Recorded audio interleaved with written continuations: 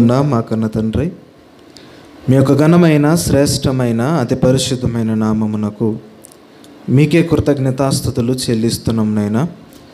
ఈ ఉదయకాల సమయంలో తండ్రి మరొకసారి మీ మాటలను తండ్రి ధ్యానించుకోవటానికి మీరు మాకు దయచేసిన గొప్పదైన అవకాశాన్ని బట్టి మీకే కృతజ్ఞతాస్తుతులు చెల్లిస్తూ ఉన్నాం తండ్రి. ఇంతవరకు అనేకమైన విషయాలను తండ్రి మాకు వినిపించారు. సంఘము గురించి, రక్తము గురించి తండ్రి తెలుసుకున్న మేము ఎంతవరకు తండ్రినైనా మేము మీ వాక్యాన్ని ధ్యానిస్తున్నామో తండ్రి మమ్మల్ని మేము పరిశీలన చేసుకోవడానికి కృప దయచేయండి. ఈ సమయంలో మరికొన్ని మాటలను తండ్రి మేము ధ్యానిస్తుండగా మా అందరికీ సమయోచితమైన జ్ఞానాన్ని దయచేయండి. మీ మాటలను ఎలా ఆలోచించాలో, ఎలా మీ మాటలను తండ్రి మేము అర్థం చేసుకోవాలో మా అందరికీ సముచితమైన జ్ఞానాన్ని దయచేయమని వేడుకొనొచ్చు. చెబుతున్న నాకు మీకు పరిశుద్ధాత్మ సహాయాన్ని అనుగ్రహించమని ఈ ప్రార్థన యేసుక్రీస్తు నామంలో అడిగి వేడుకొనుచున్నాం పరమ తండ్రి, ఆమేన్.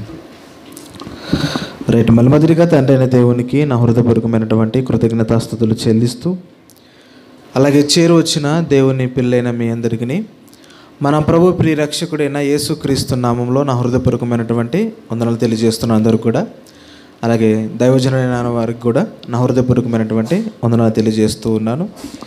రైట్, ఏదేమైనప్పటికీ దేవుని యొక్క మహాకృపను బట్టి దేవుని మాటలు గత ఎన్ని రోజుల నుంచి వినపడుతున్నాయి? మనకు 4 రోజుల నుంచి దేవుని మాటలు మనకు వినపడుతున్నాయి. ఎందుకంటే మనకు దేవుని మాటలు వినబడుతున్నప్పుడు మనము చాలా ధన్యులమని చెప్పాలి, అవునా? ఎందుకంటే దేవుని మాటలు వినడానికి అవకాశం ఉన్నా వినడానికి రాలేకపోతున్నారు కొంతమంది. మరి దేవుని మాటలు మనకు వినడానికి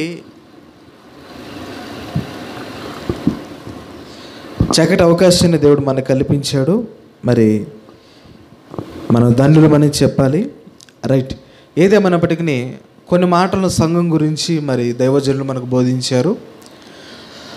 ఆ సంఘాన్ని గురించినటువంటి కొన్ని మాటలు మనం ఈరోజు ఆలోచించేద్దాం. ఏంటనంటే, దేవుడు సంఘాన్ని ఏ విధంగా చూడాలని కోరుకుంటున్నాడు అనంటే, పరిశుద్ధంగా పాపము లేనిదిగా సంఘం అనేది ఉండాలి అనేది దేవుని యొక్క అనాది సంకల్పం. ఇప్పటి వరకు కూడా ఆలోచన ఉన్నది. అందుకని దేవుడు సంఘాలలో ఉండకూడని విషయాల గురించి చాలా విషయాలు చెప్పాడు బైబిల్లో. దేని గురించి అనంటే, సంఘములలో ఫలానవి నాకు ఇష్టం లేనివి, హేములైనవి, మీలో ఉండకూడనివి అని కొన్ని మాటలు చెప్పాడు.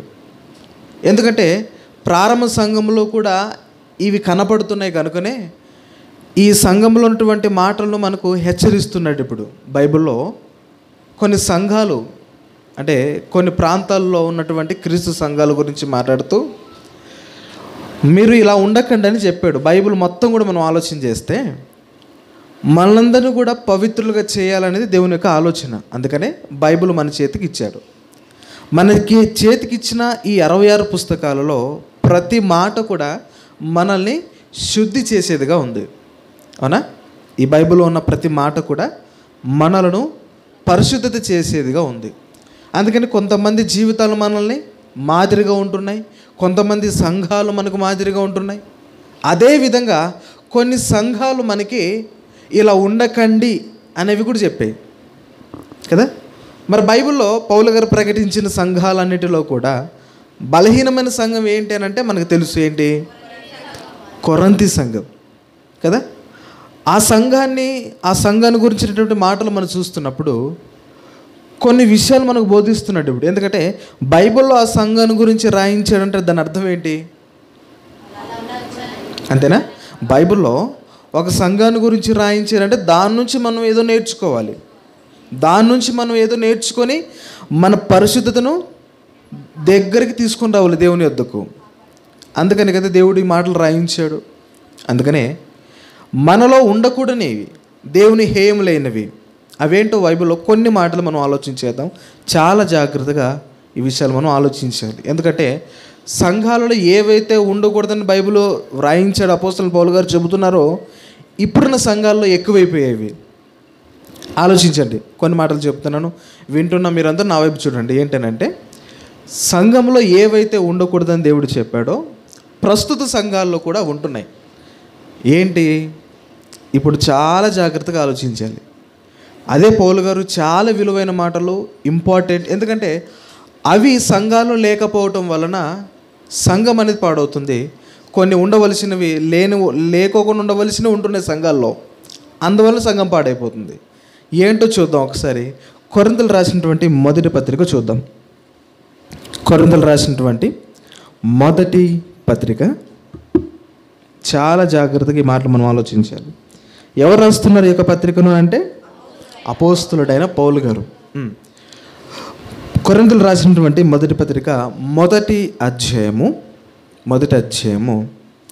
10వ వచనం నుంచి కొన్ని మాటలు మనం చాలా జాగ్రత్తగా ఆలోచించాలి. ఇక్కడ సహోదరులారా మీరందరూ బాగా ఆలోచించేద్దాం. సహోదరులారా అంటే ఎవరు? సంఘం. సహోదరులారా మీరందరూ ఏకభావముతో మాట్లాడవలననియు మీలో కక్షలు లేక ఏక మనస్సుతోను ఏకతాత్పర్యముతోను మీరు సన్నద్ధులై ఉండవలననియు మన ప్రభువైన యేసుక్రీస్తు పేరట మిమ్మల్ని వేడుకొనుచున్నాను. మొదటి వచనంలో చెప్పబడుతున్న మాట ఏంటి? ఈ 10వ వచనంలో ఇక్కడ వేడుకుంటున్నాడు. ఏ విషయంలో వేడుకుంటున్నాడు? సంఘంలో ఉన్నటువంటి ఈ లక్షణాలు సంఘంలో ఉంటే సంఘం ఏమవుతుంది? పాడవుతుంది కదా, చీలిపోతుంది. దేవుడు అనుకున్నటువంటి ఆ ఆశ సంఘం అనేది నెరవేర్చదు. అందుకనే సంఘంలో ఉంటున్నవారా మీలో ఎలాంటి లక్షణాలు ఉండాలి అని చెప్తున్నాడు ఇక్కడ. ఫస్ట్ 10వ వచనంలో చూడగలిగితే మీరందరూ ఏకభావంతో మాట్లాడవలననియు, మనలో ఉండవలసినది యూనిటీ కదా, అదే ఐక్యత. ఐక్యత లేకపోతే అపవాదిగానికి మంచి ఛాన్స్ అది. అంతేనా? చూద్దాం ఇంకా ఏమంటున్నాడు. మీరు కక్షలు లేక, రెండోది ఏంటి? కక్షలు. ఇవి సంఘంలో ఉండకూడదు అంటున్నాడు. కక్షల చేత ఏమవుతుంది? సంఘం నాశనం అవుతుంది. ఏక మనస్సుతోను ఏక తాత్పర్యముతోను. ఏక మనస్సు ఏంటంటే ఏక తాత్పర్యం అంటే ఏంటి? ఒకే హృదయం. తాత్పర్యం అంటే తాత్పర్యము,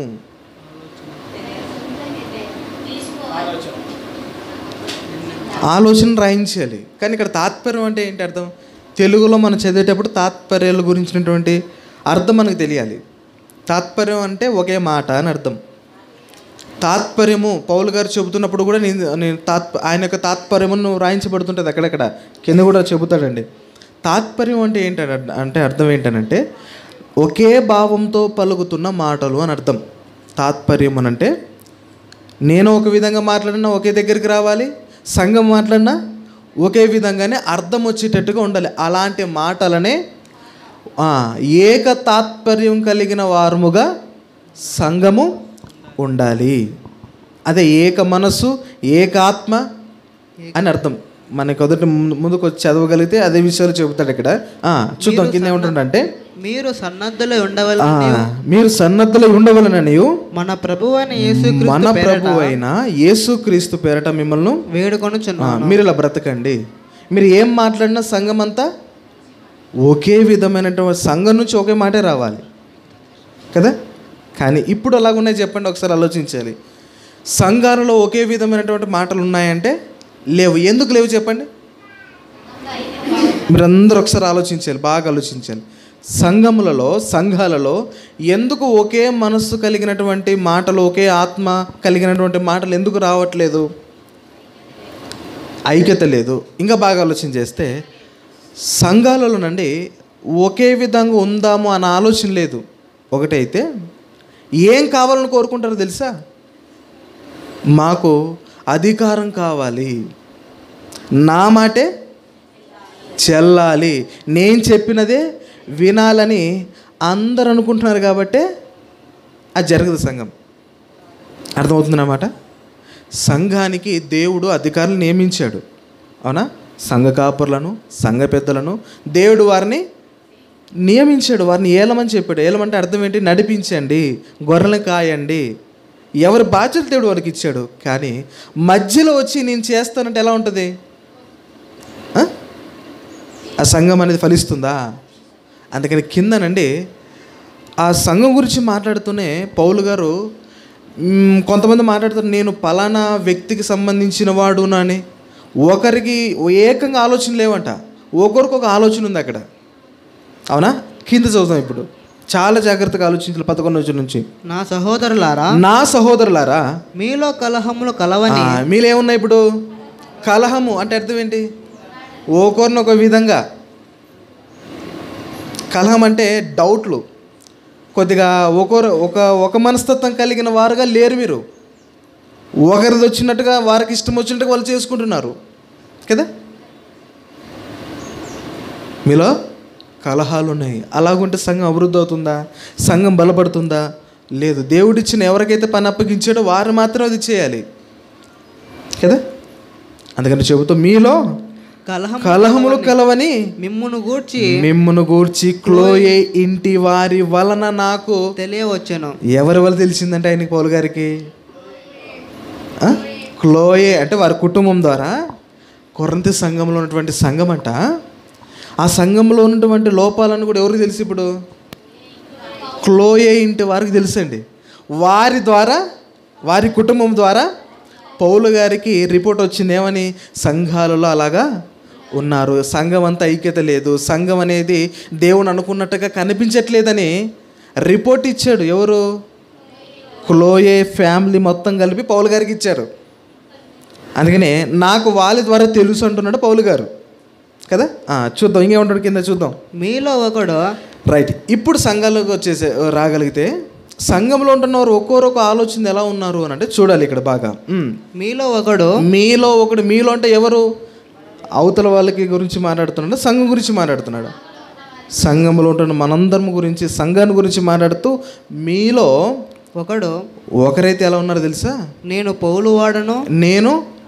పౌలు వాడను అంటే డివిజన్ కనపడుతుంది అక్కడ. నేను అతను చెప్పిన మాట వింటా, నువ్వు చెప్పిన మాట నేను విన్ను. అది ఐక్యత అవుతుందా? ఎలా అవుతుంది ఐక్యత? కాదు. అందుకని మీరు ఎలా ఉన్నారంటున్నాడంటే కొరింథీ సంఘాన్ని గురించి మాట్లాడుతూ మీలో ఒకడు లేచి నిలబడి మాట్లాడుతూ నేను పౌలు వాడను ఏమంటున్నాడు అక్కడ?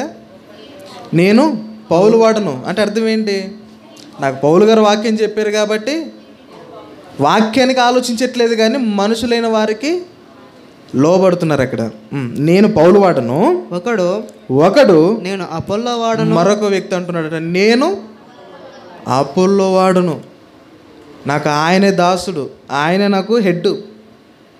మీరు బాగా ఆలోచించండి. ఇవి ఎప్పుడు కనపడతాయంటే ఆత్మీయంగా ఆలోచించేటప్పుడు ఇవి కనపడవు. మన అధికారి ఎవరైనా ఆలోచన చేస్తారు? క్రీస్తు మాత్రమే మనకు అధికారి, క్రీస్తు మాత్రమే మనకు శిరస్సు అని ఆలోచన చేస్తారు. కనుకనే నేను పలానాకి సంబంధించిన వ్యక్తిని అని చెప్పుకోం మనం. కానీ అక్కడ ఏమున్నాయి? ఇప్పుడు సంఘాలు ఇలాంటివి లేవా చెప్పండి? ఆయన వస్తే నేను వస్తా, ఈయన వచ్చినానుకో నేను ఎందుకు రావాలి, నేను ఎందుకు వినాలి కదా. సేమ్ ఇది ఆ రోత తెలిసేది రాజకీయాల రోత కదా. నేను ఆ పార్టీకి సంబంధించిన వాడిని, నేను ఈ పార్టీకి సంబంధించిన వాడిని. ఈ గొడవ అంతా సంఘాల్లో ఉంది అన్నాడు కదా. ఎప్పటి నుంచి వచ్చింది అది? మొదటి విత్తనం పడగానే అప్పుడే ఎక్కువైపోయింది రోగం కదా. మనం పెట్టుబడి పెట్టేదానికన్నా రాకోకుండా ఉండడానికి పెట్టుబడి పెట్టాల్సి ఎక్కువ వస్తుంది అక్కడ కదా. కాపాడుకోవడానికి పెట్టుబడి ఎక్కువ పెడుతున్నాం కదా. అలా అయిపోయిందండి సమాజం. అందుకని మాట్లాడితే ఇక్కడ 12 మాట్లాడుతూ నేను అపోల్లో వాడను, మరి ఒకడు నేను. మళ్ళీ ఇద్దరు మధ్య వాదాలు జరుగుతున్నప్పుడు ఇంకో వ్యక్తి లేచారండి. ఇంకో వ్యక్తి ఏమంటున్నాడు? కేఫా వాడను. నేను కేఫా వాడను అంటే ఆయన కూడా బాగా వాక్యం చెప్పే వ్యక్తే. నేను పలానా వ్యక్తికి సంబంధించిన వాడను.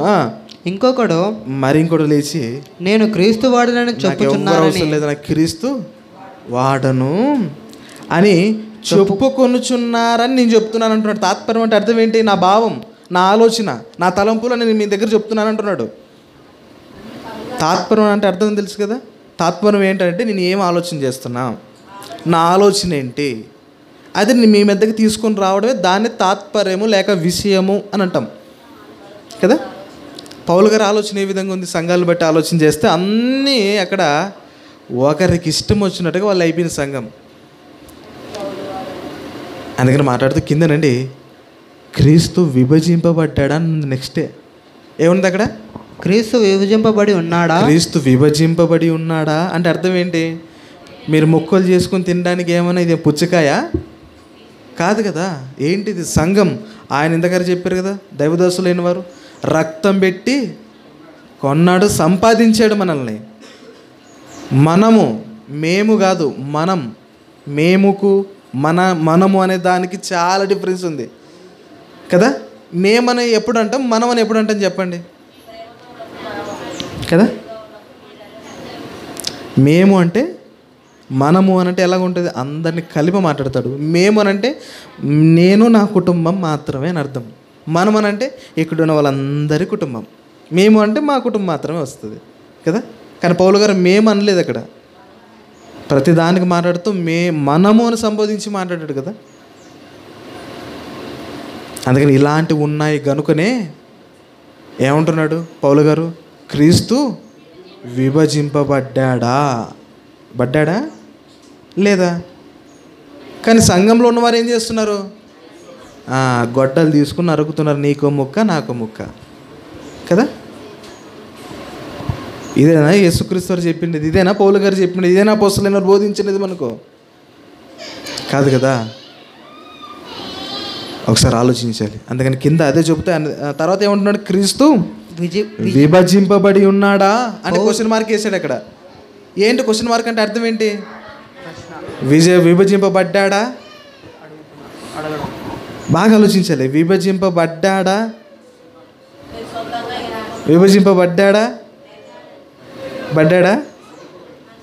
ఆలోచించాలి బాగా. ఈ మాట మీరు ఒకరొక ఆన్సర్ వస్తుంది నాకు.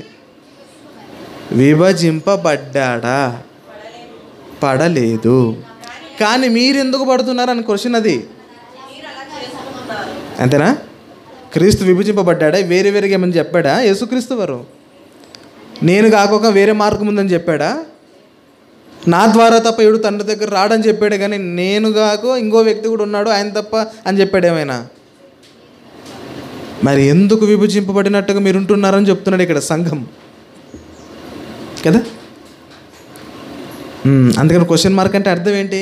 విభజింపబడలేదు కనుక మీలో అవి కనపడుతున్నాయి నాకు అంటున్నాడు అక్కడ కదా. అదే చెబితే ఏమంటున్నాడు?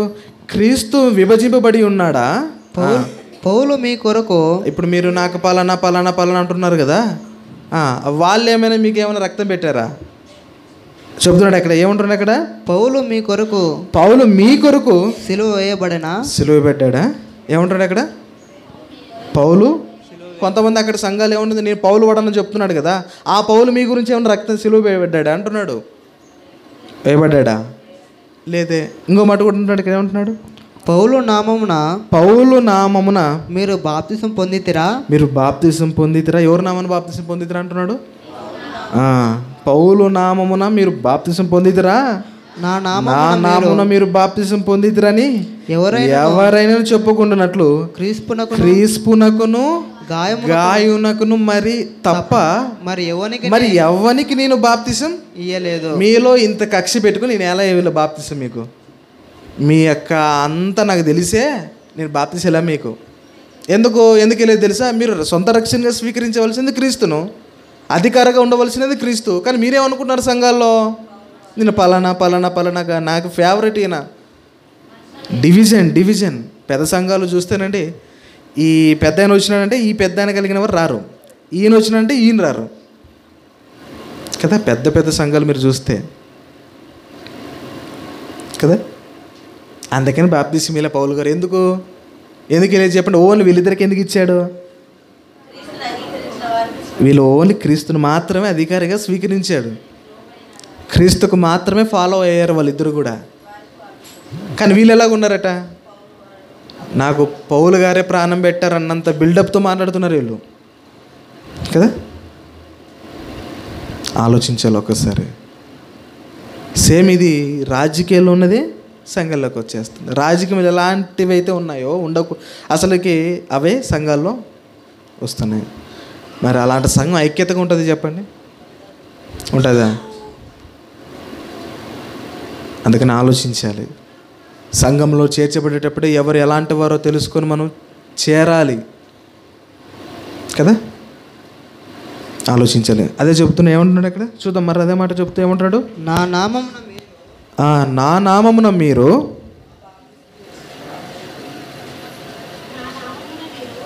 చదువు, ఏమంటున్నాడు ఇక్కడ? నా నామమున మీరు. అందుకే ఇక్కడ అదే వచనం పూర్తి చేయాలి. ఇంకా 15వ వచనంలో ఏమంటున్నాడు ఇక్కడ? ఎవరికి నేను బాప్తిస్మం ఇయ్యలేదు, అందుకై దేవునికి కృతజ్ఞతాస్తుతులు ఏంటి, దేనికి చెల్లిస్తున్న పౌలు గారు ఇక్కడ? దేనికి కృతజ్ఞతాస్తుతులు చెల్లిస్తున్నారు పౌలు గారు? వాళ్ళకి లేదని అర్థమవుతుందా? ఎవరికి లేదని? సంఘాలలో విభజనలు కలిగిన వారుగా ఉన్నారే, వాళ్ళకి లేదు. కాబట్టి నేను సేఫ్ ప్రభా మీకే. ఎందుకంటే వాక్యం తెలియకోకుండా ఇలాంటి కేటగిరీ కలిగిన వారు బాప్తిస్మం ఇస్తే పౌలు గారికే డేంజర్ అది. అవునా? పౌలు గారికి డేంజర్ అది. అందుకని ప్రభువా మీకే. అదే చెప్తాం, మరలా చదువుతాం. ఏమంటున్నాడు అక్కడ? 15వ వచనం చదువుతాం. ఏమంటున్నాడు? నా నామమున మీరు బాప్తిస్మం పొందితరని ఎవరైనాను చెప్పకుండునట్లు క్రీస్తునకును గాయునకును తప్ప మరి ఎవరికి నేను బాప్తిస్మం ఇవ్వలేదు. ఎందుకు? వీళ్ళు నాకు తెలుసు, వాళ్ళు ఎలాంటి వారో నాకు తెలుసు, ఎంత ఆత్మీయతలో ఉన్నారో నాకు తెలుసు. కాబట్టి నేను వారికి బాప్తిస్మం ఇచ్చాను. దేని గురించి స్తుతులు చెల్లిస్తున్నారంటే అదే చెప్తూ, అందుకై దేవునికి కృతజ్ఞతాస్తుతులు చెల్లిస్తున్నాడు. ఎందుకు? ప్రమాదం ఉంది. తెలియకోకుండా బాప్తిస్మం ఇచ్చేస్తే ప్రమాదం ఉంది. అందుకనే పౌలు గారు ఇవ్వలేదు కదా. అంటే ఇచ్చిన వాళ్ళకి కూడా ఉందా? అమ్మో, చాలా డేంజర్ అండి. అందుకనే 10 సార్లు 100 సార్లు ఆలోచన చేసినా సరే ఇవ్వాలి బాప్తిసం కదా. మరి ఏం తెలియకోకుండా తీసుకుంటే ఇచ్చిన వాళ్ళు పోతారు, తీసుకున్న వాళ్ళు కూడా పోతారు. అందుకని ఇయ్యలేదంటున్నాడు ఇక్కడ ప్రభు. అందుకే ఆ ప్రమాదం నుంచి ప్రభు మీకే స్తోత్రాలు అంటున్నాడు పౌలు గారు. కింద ఏమంటాడు చూద్దాం. స్టెఫెను ఇంటి వారికి బాప్తిసం ఇచ్చితేనే. వాళ్ళు కూడా ఎలాంటి వారు?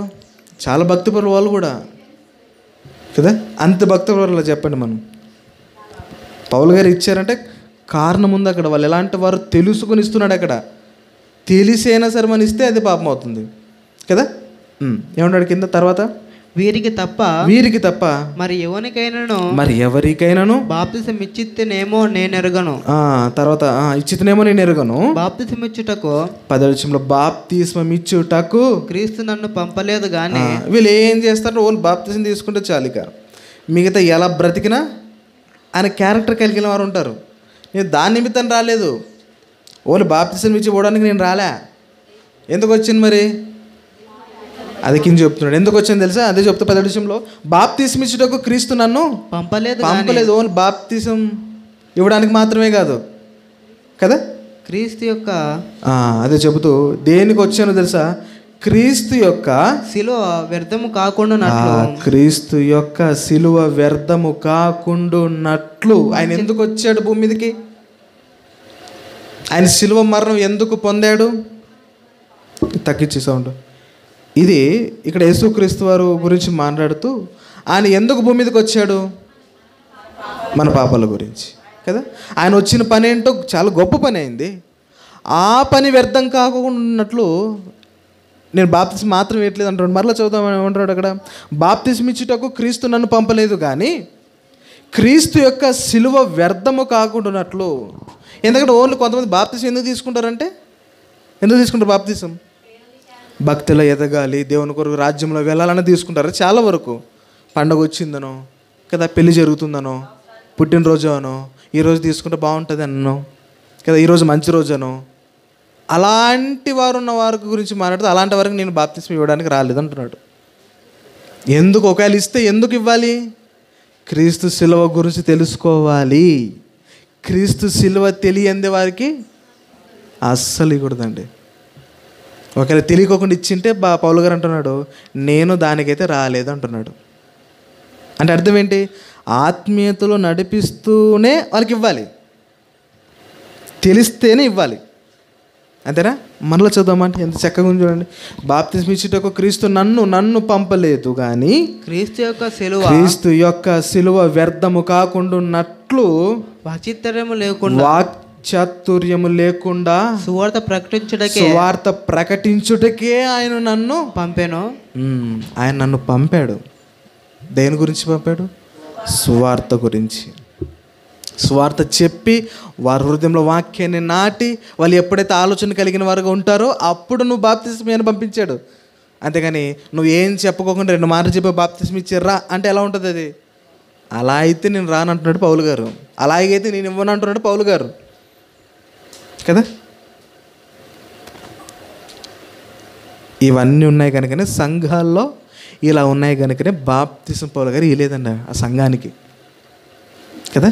సంఘానికి పౌలు గారు ఎందుకు బాప్తిస్మం ఇవ్వలేదు? కొరింథీలో ఉన్న సంఘంలో ఉన్న వారికి వారు విభజింపబడినట్టుగా ఉన్నారు, డివైడ్గా అవుతున్నారు అక్కడ కదా. అంగీకరించవలసిన వారిని వదిలేసి వద్దన్న వారిని పట్టుకున్నాడు. ఇది ఎవరి పాలన తెలుసా? అపవాది పాలన, అపవాది యొక్క పరిపాలన. దేవుడు ఏదైతే చేద్దంటాడో అపవాదిగాడు అదే తీసుకుని వస్తాడు ప్రజల మధ్యకి, సంఘం దగ్గరికి కదా.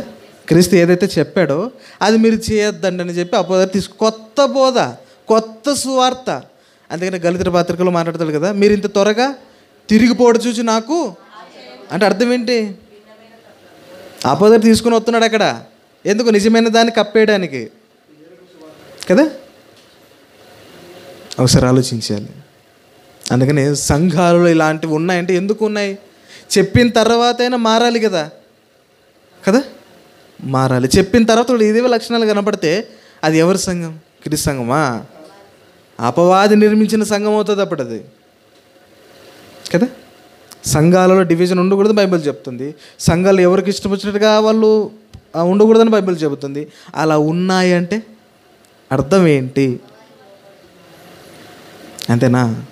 క్రీస్తుకు సంఘానికి శిరస్సు ఎవరట? కానీ మనం పెడుతున్నది ఎవరిని? క్రీస్తుని పెడుతున్నామా లేకపోతే అపవాదిని పెడుతున్నామా? అపవాది యొక్క పరిపాలన మనం ఉన్నామా? క్రీస్తు యొక్క పరిపాలన మనం ఉన్నామా? ఒకసారి మనందరం కూడా ఆలోచించాలి వాక్యాన్ని బట్టి. అందుకని ఇవన్నీ గురించి మాట్లాడుతూ పౌలు గారు బాప్తిస్మం నేను ఇవ్వలేదంటున్నాడు. దాని గురించి సంఘాలు ఇలా ఉన్నాయి కనుకనే నేను ఇవ్వలేదు. ఇప్పుడు సంఘాలు లేవు చెప్పండి, ఇవేం చూడండి ఇచ్చేటప్పుడు కదా. సంఘం ఎలా ఉంది, సంఘంలో ఎలాగున్నారు వాళ్ళు, అసలు వాళ్ళ పాత్ర ఏంటి, ఇవేమి తెలియకోకుండా పాస్టర్ గారు వచ్చారు కాబట్టి, గొప్ప పాస్టర్ గారు వచ్చారు కాబట్టి ఇచ్చేద్దాం అంతే కదా. జంతువులు ముంచినట్టుగా, ఆ ఎద్దులు పోయినట్టుగా ముంచేసి వచ్చేస్తే చాలా, అంతే. సీరియస్గా తీసుకోవాల్సిన మ్యాటర్ ఇది కదా. పౌలు గారు అంతకీ లేదంటున్నాడు అక్కడ. అందుకని చెబుతూ ఇంకేమంటున్నాడు 18వ వచనంలో, సిలువను గూర్చిన వార్త నశించుచున్న వారికి వెర్రితనము గాని రక్షింపబడుచున్న మనకైతే దేవుని శక్తి. మనకి ఎలా కనపడుతుంది అంటే అది దేవుని శక్తిగా కనపడుతుంది, కానీ నమ్మని వారికి వెర్రితనముగా కనపడుతుంది కదా. మరి మనకి ఎలా కనపడుతుంది ఆలోచించాలి ఒక్కసారి దేవుని వాక్యం. ఎందుకంటే జ్ఞానిగా అనుకుంటున్న వారే కదా. ఎందుకంటే చాలా వరకు బైబిల్లో ఒక మాట ఉంది, తమకు తెలుసుకున్నదే కరెక్ట్ అన్నట్టు ఫీల్ అవుతారంట కదా. బైబిల్లో ఒక మాట ఉంది కదా, ఆ మాట సామెతల గ్రంథంలో ఉంటుంది ఆ మాట అది కదా. తాము ఆలోచనది అది కరెక్ట్ అని భావిస్తారంట వాళ్ళు కదా. అలాంటి వారు తప్పుతోలో పడడానికి చాలా ఎక్కువ అవకాశాలు ఉన్నాయి. అందుకని కింద మాట్లాడుతూ ఏముంటుందో తెలుసా, ఇందు విషయమై జ్ఞానుల జ్ఞానమును నాశనము చేతును ఏం చేస్తానంటున్నాడు? జ్ఞానుల యొక్క జ్ఞానమును అంటే ఈ జ్ఞానం ఏంటి మరి? ఈ జ్ఞానం నాశనం చేస్తానంటున్నాడు అంటే దేవుని జ్ఞానం కదా, క్రీస్తు జ్ఞానం కదా? కాదు, సంఘాన్ని చీల్చే జ్ఞానం ఇది కదా. ఈ వెర్రితనముగా ఆలోచన చేస్తున్నారు చూడు, వాళ్ళ జ్ఞానం. ఆ జ్ఞానాన్ని నేనేం చేస్తానంట? జ్ఞానమును జ్ఞానుల జ్ఞానమును నాశనం చేతును, వివేకుల వివేకమును శూన్యపరుతును, ఏం లేకుండా చేస్తాను. కదా, అందుకని మాట్లాడుతూ అని వ్రాయబడినని చెబుతూ జ్ఞాని ఏమైనను శాస్త్ర ఏమైను ఈ లోక తర్క వారు ఏమైనని ఈ లోక జ్ఞానమును దేవుడు వెరితనముగా అంటే ఈ లోక జ్ఞానంతో దేవుని జ్ఞానాన్ని ముడిగట్టి రెండో ఒకటి అనుకుంటే ఈ లోక జ్ఞానంతో దేవుని జ్ఞానాన్ని మనం చేయగలమా?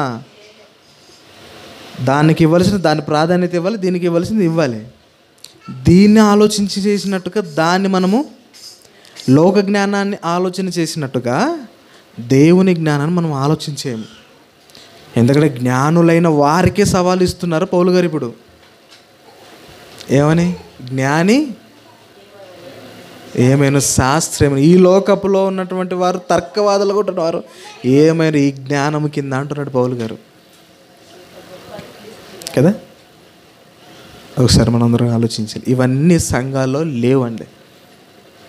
ఏమేమి లేవు? ఐక్యత లేదు. ఏమున్నాయి? కక్షలు ఉన్నాయి. ఏం లేవు?